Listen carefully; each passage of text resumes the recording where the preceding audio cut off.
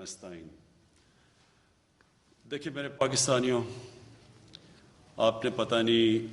हिंदुस्तान के अंदर जो आजकल कोरोना के हालात हैं वो देखे हैं या नहीं। ज़रूर देखें। मीडिया के ऊपर आ रहा है, टीवी के ऊपर आ रहा है कि वहाँ किस तरह ऑक्सीजन की कमी हुई है, हॉस्पिटल भरे हुए हैं, कई बेचारे मरीज़ हॉस्पिटल जाते ही नहीं हैं और वो सड़कों पे मर जाते हैं। और जिस तरह यानी वहाँ कोरोना के हालात हैं, मैं आप सबको आज अपील करना चाहता हूँ कि अगर हमने अब एहतियात ना की, चंद दिनों में, हफ्ते में, ज़्यादा से ज़्यादा 2 हफ्ते में हमारे वो हालात होने वाले हैं। इस वक्त हमारे अस्पताल सिर्फ इसलिए वो हालात नहीं हुए जो हिंदुस्तान में हैं क्योंकि हमने 1 साल पहले अस्पतालों की कैपेसिटी बढ़ा दी थी। अगर ये पिछले साल वाला हालात होते, यानी हमारे हॉस्पिटल में उतनी कैपेसिटी होती जो 1 साल पहले थी, तो मैं आपको यकीन दिलाता हूँ कि आज आप जो हिंदुस्तान में हालात हैं वो आज पाकिस्तान में देख रहे होते। लेकिन जिस तरह की जो हम देख रहे हैं ट्रेंड ऊपर जा रही है, जिस तरह का ये जो तेज़ी से बढ़ रहा है कोरोना के केसेस, तो मैं आज सिर्फ आपसे अपील करना चाहता हूँ कि आप बराए मेहरबानी करके ये जो SOPs हैं, ये जो हम बार बार कहते हैं और अब लोग इसके ऊपर कोई तवज्जो ही नहीं देते, ये जो मास्क है सबसे पहले तो इसको अगर आप पहनेंगे आधा आपका मसला यहाँ हल हो जाता है। और अगर आप सब ये अब से लेके ईद तक अगर SOPs के ऊपर चलेंगे तो हमें वो कदम ना उठाने पड़े जो बदकिस्मती से इस वक्त हिंदुस्तान में उनको उठाने पड़ रहे हैं, यानी कि शहरों का लॉकडाउन करना पड़ेगा। अगर हमारे भी वही हालात हो गए जो हिंदुस्तान के हैं, तो इस कोरोना को रोकने के लिए हमें फिर बंद करने पड़ेंगे शहर, और हम वो नहीं चाहते क्योंकि दुनिया का तजर्बा ये है कि जब आप लॉकडाउन करते हैं तो जो सबसे कमज़ोर और गरीब तबका है वो पिस जाता है। तो इसलिए मुझे तो आज कह रहे हैं लोग कि लॉकडाउन कर दो, लेकिन हम इसलिए नहीं कर रहे क्योंकि बार बार मैं कहता हूं कि जो बेचारे दिहाड़ीदार हैं, जो मजदूर हैं, जो बेचारा तबका कमाता है तो बच्चे खाते हैं, वो सबसे पहले मुतासर होगा। इसलिए हम अभी रुके हुए हैं, लेकिन कितनी देर हम ये रोक सकते हैं लॉकडाउन से, आपके ऊपर डिपेंड करता है। अगर आप आज से एहतियात करें जिस तरह 1 साल पहले आपने की थी। 1 साल पहले जब पिछली रमज़ान आई, वाहिद मुल्क था पाकिस्तान जिसने मस्जिदों को बंद नहीं किया। लेकिन मुझे बड़ा फ़ख्र था कि जिस तरह हमारे उलमा ने, जिस तरह उन्होंने लोगों को बताया, जिस तरह इमाम मस्जिद ने लोगों को SOPs पे फॉलो करवाया, पाकिस्तान बच गया। हमें कोई मस्जिदों से कोरोना फैला नहीं। उसी तरह आज अगर आप उसी तरह एहतियात करें, और मुझे अफसोस से कहना पड़ता है कोई एहतियात इस वक्त नहीं कर रहा, कोई SOPs के ऊपर नहीं चल रहा, बहुत कम लोग चल रहे हैं। इससे बहुत बड़े ख़तरे का अब हमें सामना करना पड़ रहा है। इसी तरह अगर हमने एहतियात ना की, हमें लॉकडाउन करना पड़ेगा। हमारी माईशत जो कि अल्लाह का करम से इस वक्त ऊपर जा रही है, उसको नुकसान पहुंचेगा, दुकानदारों को नुकसान पहुंचेगा, फैक्ट्रीज़ को नुकसान पहुंचेगा, लेकिन सबसे ज़्यादा नुकसान बेचारे गरीब लोगों को पहुंचेगा। तो मैं यहाँ हमारे जो NCOC में असद उमर जो हर रोज़ इसको मॉनिटर करते हैं, डॉक्टर फैसल हैं जो कि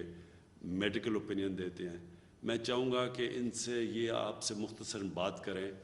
और आपको समझाएं कि हम किधर खड़े हैं, हमें क्या करना चाहिए, और अगर हमने एहतियात ना की तो ये मुल्क किधर जाएगा। जी असद। जी शुक्रिया वज़ीर-ए-आज़म साहब। आज के जो फ़ैसले हुए हैं वो मैं बताना चाहता हूँ।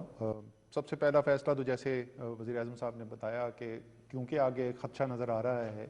कि बदकिस्मती से हो सकता है कि ऐसी सूरत हाल पैदा हो कि जिसके अंदर हमें शहर का भी लॉकडाउन करना पड़े, तो NCOC को हिदायत दी गई हैं کہ اگلے چند دنوں کے اندر صوبوں کے ساتھ مل کے پورا اس کے اوپر ایک پلان بنایا جائے اور کس طریقے سے یہ کام کرنا ہے اور جو لوگوں کو اس سے مشکلات پیدا ہو سکتی ہیں اس سے بچانے کے لیے کیا اقدامات کرنے کی ضرورت ہے۔ دوسرا فیصلہ یہ کیا گیا جی کہ تمام وہ اضلاع جہاں پر 5% سے زیادہ اس وقت پازیٹیوٹی ہے وہاں پہ سکولز بند کر دیے جائیں گے، بشمول 9ویں سے 12ویں کلاس جو ہے ان کی کلاسز بھی جو ہیں یہ عید تک بند ہو جائیں گی۔ جو اس وقت بازار ہمارے کھلتے ہیں 6 بجے تک کا بازار کھلے ہوں گے، اس کے بعد جو ہے صرف وہ چیزیں جن کو یہ سمجھا جائے گا کہ وہ ضروری چیزیں ہیں اور جو اسینشلز جن کو کہا جاتا ہے ان کا کاروبار الاؤ ہوگا، اور اس کی باقاعدہ ایک فہرست دے دی جائے گی، ایشو کر دی جائے گی، جس کے اندر وہ کون سے کاروبار ہیں جو کھولے جا سکتے ہیں اس کی لسٹ ہوگی۔ انڈور ڈائننگ کے اوپر پہلے سے پابندی تھی، اب عید تک جو ہے وہ آؤٹ ڈور ڈائننگ کے اوپر بھی پابندی لگائی جا رہی ہے، اور ٹیک اویز الاؤڈ ہوں گے، یعنی گھر ڈیلیوری کرنی ہے یا وہاں سے آ کے کوئی کھانا لے جانا چاہتا ہے اس کی اجازت ہوگی، لیکن وہاں پر بیٹھ کر کھانے کے اوپر پابندی لگ رہی ہے رمضان کے لیے۔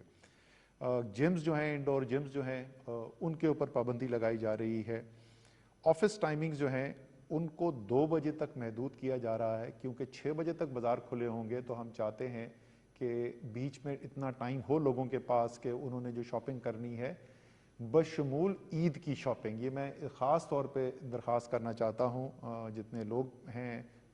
مرد حضرات اور خاص طور پہ خواتین کے ساتھ، کہ عید کے لیے جو بھی آپ شاپنگ کرنا چاہتی ہیں وہ ضرور کریں، لیکن دن کے وقت کریں، شام کو افطار کے بعد بازار نہیں کھلے ہوں گے تو دن کے وقت شاپنگ کریں اور ضرور کریں، عید کی ضرور تیاری کریں، اس میں کوئی حرج نہیں ہے۔ اور دوسری اس میں یہ ریکویسٹ ہوگی کہ آخری 3 دن اور 5 دن کا نہ انتظار کریں، یہ جیسے ہی اب سے آپ شاپنگ شروع کر دیں، کیونکہ جیسے وزیر اعظم نے یہ کہا کہ خدشہ یہ ہے کہ اگر زیادہ آگے بیماری پڑتی ہے تو ہو سکتا ہے لاک ڈاؤن بھی ہو جائے، تو اس سے پہلے ہی آپ جو ہے آرام سے شاپنگ کرتے رہیں تاکہ آپ کو پریشانی نہ ہو۔ اسی طریقے سے جو 50% ورک فرام ہوم کی پالیسی، یعنی کسی بھی دفتر کے اندر 50% سے زیادہ لوگ نہ بلائے جائیں ایک دن کے اندر، اس پالیسی کی امپلیمنٹیشن کے اوپر زور دیا گیا ہے۔ باہر سے جو آ رہے ہیں اس وقت آپ دیکھ رہے ہیں کہ دنیا کے اندر مختلف ویریئنٹ اس وقت پھیلتے چلے جا رہے ہیں، اور اس کے علاوہ بھی پاکستان کے اندر جو ہے کیونکہ وبا کا پھیلاؤ بہت زیادہ ہو گیا ہے، تو ہدایات دی گئی ہیں کہ اگلے 1-2 دن کے اندر ایک تفصیلی پالیسی بنائی جائے جس کے اندر جو لوگ باہر سے آ رہے ہیں اس کی تعداد میں بھی کمی لائی جا سکے، اور اس کے ساتھ ساتھ جو یہاں پہ آئیں گے لوگ ان کی ٹیسٹنگ کا اور ان کی کوارنٹین کا جو نظام جو ہے وہ بھی ایک مربوط نظام بنایا جائے، تاکہ وہاں سے باہر سے وبا کے آنے کی وجہ سے خدشہ نہ پیدا ہو۔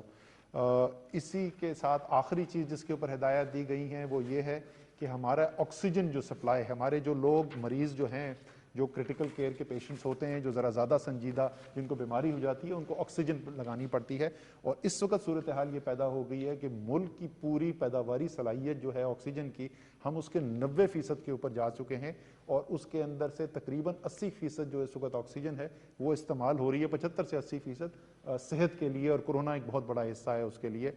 تو آکسیجن کی سپلائی کو اور مزید کیسے بہتر کیا جا سکتا ہے جلد از جلد، اور باہر سے بھی اگر ہمیں درآمد کرنی پڑے تو آکسیجن کا انتظام بہتر کیا جائے، یہ تمام آج فیصلے کیے گئے ہیں۔ اور ہماری امید یہی ہے کہ جیسے وزیر اعظم صاحب نے ابھی آپ کے ساتھ آپ کو بھی اپیل کی ہے،